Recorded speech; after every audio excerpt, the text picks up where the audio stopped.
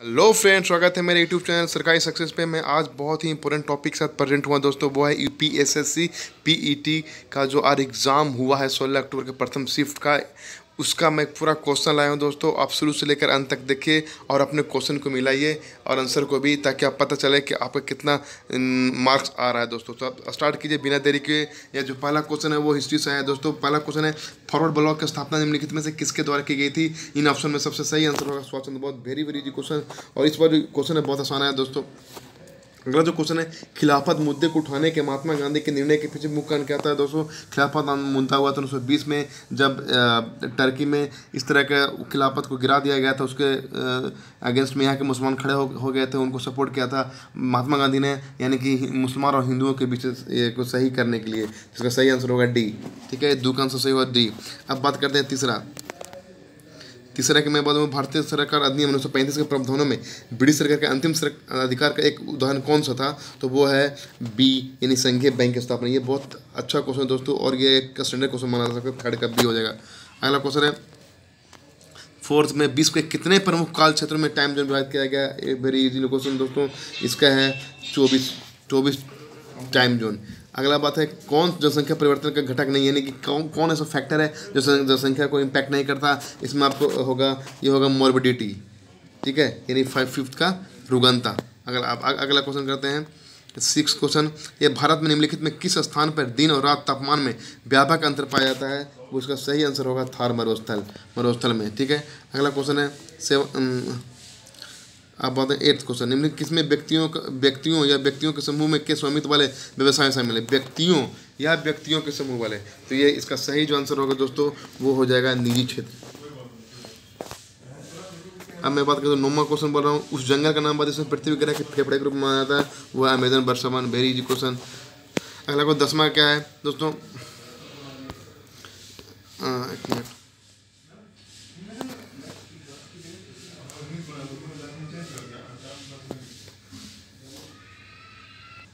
अगला क्वेश्चन 11वां में बात बोलूँ तो 1991 की नई आर्थिक नीति हुआ था, उसमें उदारीकरण निजीकरण की पहल का प्राथमिक परिणाम निम्न में कौन सा था? उसका सही आंसर होगा इसमें से कोई नहीं, यानी कि वैश्वीकरण, मौद्रिक नीति, राजकोषीय नीति, ऐसा कुछ नहीं हुआ था। ठीक है, अगला क्वेश्चन है 12, निम्नलिखित में किसे भारत में हरित क्रांति के जनक के रूप में माना जाता है? इसका सही आंसर होगा सी, एम एस स्वामीनाथन। 13 में बात बोलूँ, निम्नलिखित में किस अधिनियम ने बैंकों के राष्ट्रीयकरण की शर्तें निर्धारित की? तो इसका सही आंसर होगा 1969 होना चाहिए दोस्तों। एक्चुअली बैंकिंग कंपनी उपक्रमों का अधिग्रहण अधिनियम 1970 नहीं 1960 नहीं था। फिर भी आप आंसर डी मान सकते हैं, अथवा इनमें से कोई नहीं मान सकते हैं। हालांकि क्योंकि इसका अधिनियम वर्ष था 1969 माना जाता है, लेकिन अगर 1970 या नज़दीक में है तो आप डी मान सकते हैं। तो एक क्वेश्चन पक्का यूपी जो एसएससी है वो इसको सही कर देगा। 14, भारतीय संविधान के अनुच्छेद 19 में किस बात का उल्लेख है? किसका अधिकार शामिल है? इसका सही आंसर होगा सी, वाक और अभिव्यक्ति स्वतंत्रता का अधिकार, यानी अब बोलने right to freedom to speech और एक्सप्रेशन करने का अधिकार। ठीक है, अगला 15 की मैं बात बोलूँ, संसदीय प्रणाली में कार्यपालिका के किसके प्रति उत्तरदायी रहती है? ये रटा हुआ क्वेश्चन दोस्तों, लूसेंट का कहीं भी जाइए सब आराम से ही बनेगा। ठीक है, एक मिनट, इसका सही आंसर होगा ए, इनमें से कोई नहीं है न्यायपालिका के, नहीं जनता के, नहीं विधानमंडल के, बल्कि ये संसद के प्रति उत्तरदायी रहता है। अब इस 16 की मैं बात बोलूँ, निम्न में कौन सी भारतीय संविधान की मुख्य विशेषता नहीं है 16 की? तो इसका सही आंसर होगा सी, द्विस्तरीय सरकार। यहाँ द्विस्तरीय सरकार नहीं है, 16 का आंसर सही होगा सी। अब एक मिनट 17, भारतीय संविधान के DPSP राजनीति दे सकता कहाँ से उठाए गए हैं? तो भाई जी 17 का बी, आयरलैंड से। फिर अगला क्वेश्चन 18 का, निम्न कौन से रासायनिक अभिक्रिया नहीं है? साइंस की बात है, थोड़ा केयरफुल हो जाइए क्योंकि बहुत सारे क्वेश्चन कन्फ्यूजन होते हैं। तो सबसे पहला क्वेश्चन, कौन सी रासायनिक अभिक्रिया नहीं है निम्नलिखित में से? कोयला का जलना, भोजन का पचना, कागज का जलना, पानी का भाप में रूपांतरण। ये वो सही है, इसका आंसर होगा ए, पानी का भाप में रूपांतरण। ये रासायनिक प्रक्रिया नहीं, क्योंकि ये फिर भाप से पानी बन जाता है, जो केमिकल रिएक्शन नहीं बल्कि फिजिकल रिएक्शन के बराबर होता है।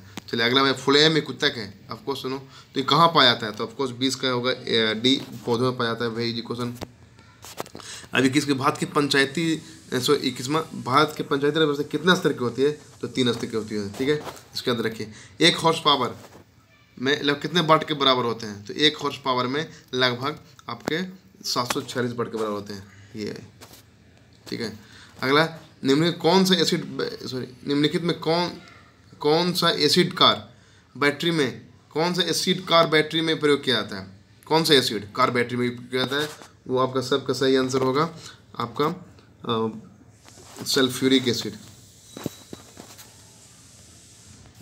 अब अगला क्वेश्चन है 29वां, खाक में मिलना। थोड़ा हिंदी आ गया, इसमें हिंदी भी कर दे रहा हूँ। खाक में मिलने मुहावरे का अर्थ क्या है? सबको नष्ट हो जाना। 30 अनिल का पर्यायवाची शब्द क्या है? पवन।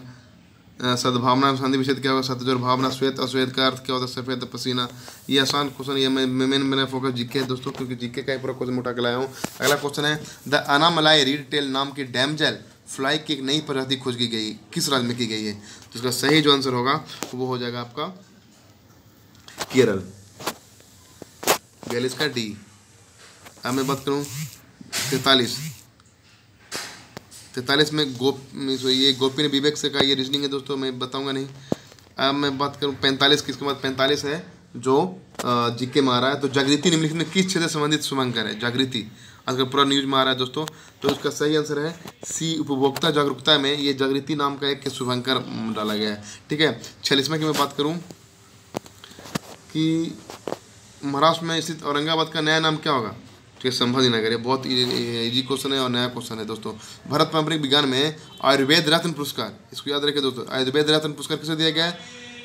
किस देश के विश्वविद्यालय समूह को आयुर्वेद रत्न पुरस्कार दिया? वो यूके का। ठीक है। अगला 48, INS तर्कस ने लाल सागर में किसके नौसेना के जहाजों अलमाज में समुद्री साझा अभ्यास किया? वो इसका सही आंसर होगा वो है सूडान के साथ। ये भाई सब गलत आंसर क्या पढ़े हैं। अगला 49वां, हिमाचल प्रदेश में किस देशीय संयुक्त अभ्यास वज्र प्रहार हुआ है? तो ये बताइए कि किन देशों के बीच समन्वय हुआ? तो दोस्तों वज्र प्रहार तो आप जानते हैं कि ये हमेशा भारत और USA के बीच होता है, तो ये आंसर सही आंसर होगा। अगले बात बताऊँ क्यों हिमाचल इस हो गया।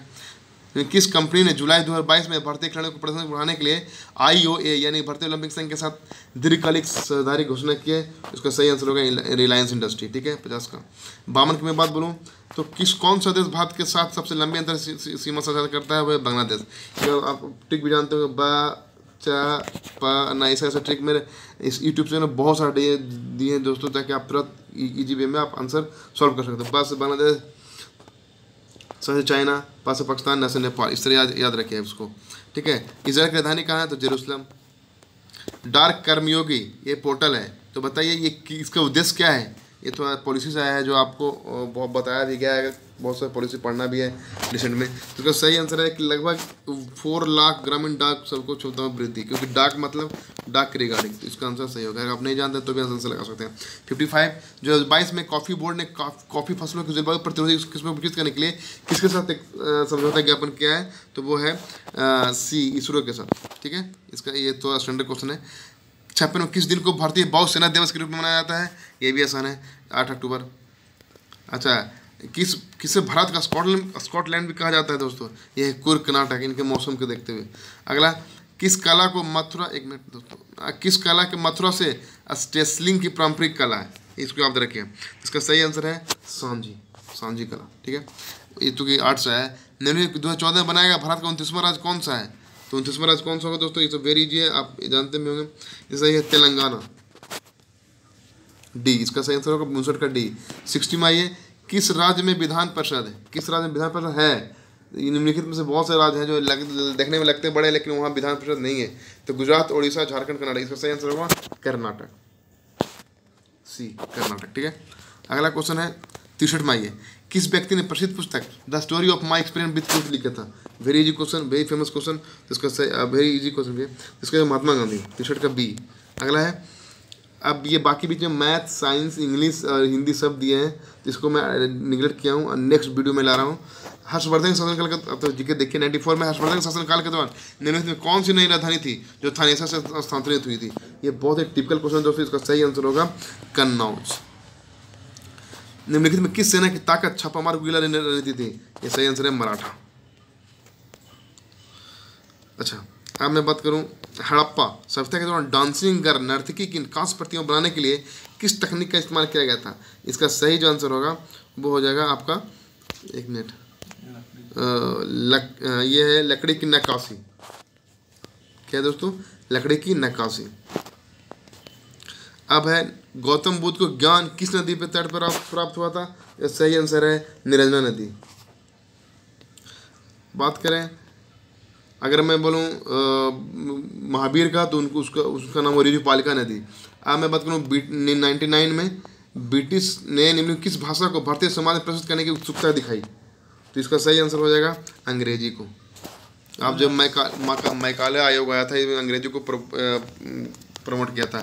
100 क्वेश्चन 100वां क्वेश्चन में है पूर्ण स्वराज की मांग करने वाला प्रथम कार्यकर्ता का नाम लिखिए। ये और कोई नहीं बल्कि हमारे प्रसिद्ध तिलक बाल गंगाधर तिलक है। तो यानी 100वां का आंसर सही होगा बी का। दोस्तों ये जितने भी क्वेश्चन मैं लाया हूँ सब जीके का है दोस्तों। आप तैयार रहिए, सेकंड शिफ्ट का क्वेश्चन भी मेरे पास जैसे ही आएगा मैं इसका आंसर सही आपके समझ लाऊंगा। तब तक के लिए आप चीज़ को अगर अच्छा लगे तो प्लीज़ लाइक दीजिए और अपने दोस्तों के साथ शेयर कीजिए, और अच्छा लगे तो इस चैनल को सब्सक्राइब कीजिए। Thank you very much, very very good luck for next shift.